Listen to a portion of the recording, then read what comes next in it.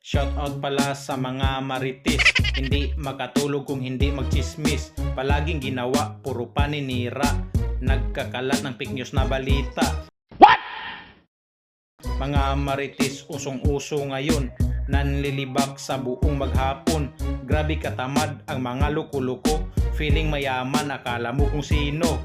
Noong Sabado aking nadaanan, mga marites kong mga kaibigan, nakatingin sa akin at nagtatawanan. Ako na pala ang pinag-uusapan, kaya ngayon huwag kayong kumpiyansa. Mga marites dumami na pala, palaging nakikita sa may iskinita, doon sa tindahan at sa may kalsada. Umpisahan ang chismis nila sa umaga, hindi nagtutugmas ang baho ng hininga.